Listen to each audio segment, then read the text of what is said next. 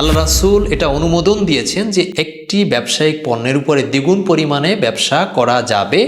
1 নম্বর শর্ত হচ্ছে পণ্যটি হালাল হতে হবে, হারাম কোনো নেশাজাত দ্রব্য হলে চলবে না। আসসালামু আলাইকুম রহমতুল্লাহি ওয়া বারাকাতুহু। আজকে আলোচনা করব ইসলামী অর্থনীতির বাই মুআজ্জাল সম্পর্কে।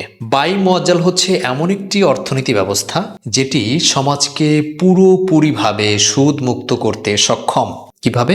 ধরুন আপনার এলাকার মধ্যে একজন ব্যক্তি সুদের ব্যবসা করছে, সে সরাসরি টাকা দিয়ে টাকা প্রফিট নিচ্ছে, তার উদ্দেশ্য কিন্তু ব্যবসা করা। তাকেও আপনি যখন প্রশ্ন করবেন যে ভাই আপনি কি করছেন, তখন সে বলবে যে আমি ব্যবসাই করছি, টাকার বিনিময়ে টাকা নিচ্ছি। এই ব্যক্তির উদ্দেশ্য হচ্ছে ব্যবসা, কিন্তু সে যে পদ্ধতি অবলম্বন করছে সেটা কিন্তু আল্লাহ রাব্বুল আলামিনের নির্দেশিত সেই ব্যবসা নয়। আর বাই মুআজ্জাল হচ্ছে এমন একটি বিষয়, আপনি ওই সুদি পদ্ধতিতে যে টাকাগুলো ইনভেস্ট করছেন এটাকে জাস্ট ওই পদ্ধতি থেকে ভিন্ন প্রক্রিয়ায় যদি আপনি এটাকে ইনভেস্ট করেন, তাহলে এটা আপনার জন্য হবে বাই মুআজ্জাল, এটা আপনার জন্য হালাল হবে এবং আল্লাহ রাব্বুল আলামিন এর বিনিময়ে আপনাকে সওয়াব দিবেন। তাহলে বাই মুআজ্জালটা কি? ধরুন কোনো ব্যক্তি 1 লক্ষ টাকা কোনো একজন ব্যক্তিকে সুদে দিয়েছে এবং সেটা নির্ধারণ করে দিয়েছে 1 বছর পরে তুমি আমাকে এত % হারে সুদ দিবা, 10% হারে, 20% হারে বা 15% হারে আমাকে এটাকে সুদ দিতে হবে এবং এটা চক্রবৃদ্ধি হারে দিতে হবে।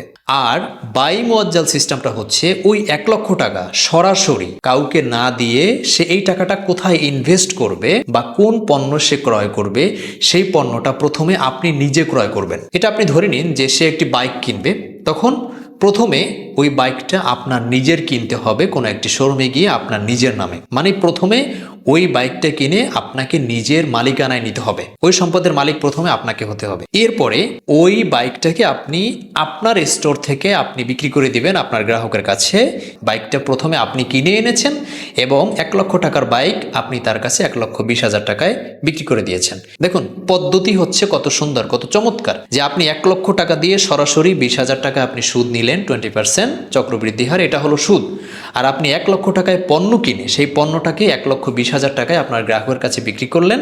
তার মানে এটা হলো ব্যবসা এবং এটাই আল্লাহ তাআলা পছন্দ করেন। ইসলামী শরিয়াতে যখন কোনো পণ্য কিস্তিতে বিক্রি করা হবে, তখন সাময়িক বাজার দরের থেকে আপনি কিছুটা বাড়িয়ে তার কাছে বিক্রি করতে পারবেন, কারণ যেহেতু আপনি এই পণ্যের এককালীন দাম পাচ্ছেন না, যেহেতু একটি লম্বা সময় ধরে আস্তে আস্তে পে করবে, সেক্ষেত্রে আপনি চাইলে মূল্য কিছুটা বাড়িয়ে তার কাছ থেকে নিতে পারবেন। এটা ইসলাম সমর্থন করে। তো এই টাকাটা সে কিন্তু পর্যায়ক্রমে কিস্তিতে কিস্তিতে পরিশোধ করতে পারবে।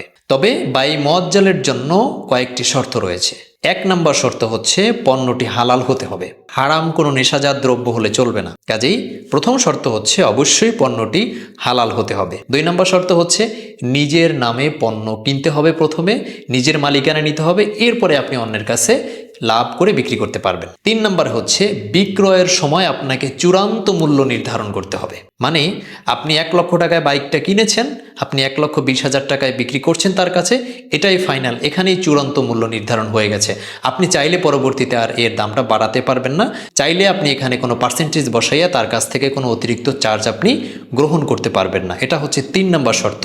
আপনাকে বিক্রির সময় মূল্য নির্ধারণ করে সেই মূল্যতেই তার কাছে পণ্যটি হস্তান্তর করতে হবে এবং সে অনুযায়ী সে পণ্যের মূল্য আপনার কাছে রিটার্ন করবে। 4 নম্বর শর্ত হচ্ছে বাই মুআজ্জালের ক্ষেত্রে আপনাকে সময় নির্ধারণ করতে হবে যে সে আসলে কত কিস্তিতে টাকাটা আপনার কাছে সে ব্যাক করে দিবে, এটা আপনাকে তখনই নির্ধারণ করে দিতে হবে। এটা আপনার চুক্তিপত্রে স্পষ্টভাবে উল্লেখ করতে হবে। 5 নম্বর শর্ত হচ্ছে যদি সে কিস্তি প্রদান করতে লেট করে বা সে বকেয়া করে, নির্দিষ্ট সময়ে সে পণ্য পরিশোধ করতে না পারে, তাহলে সুদের মতো চড়াওভাবে তাকে জরিমানা করা যাবে না। এই বিষয়টি আমাদের মাথায় রাখতে হবে। তাহলে এই 5টি বিষয় যদি আমি মেনে চলতে পারি, তাহলে বাই মুআজ্জালের ক্ষেত্রে সম্পূর্ণরূপে হালালভাবে আপনি ব্যবসা করতে পারবেন ইনশাআল্লাহ তাআলা। কারণ আল্লাহ তাআলা সূরা বাকারার 275 নং আয়াতে স্পষ্টভাবে বিশ্ববাসীকে জানিয়ে দিয়েছেন যে আমি আল্লাহ তোমাদের জন্য ব্যবসাকে করেছি হালাল আর সুদকে করেছি হারাম। কাজেই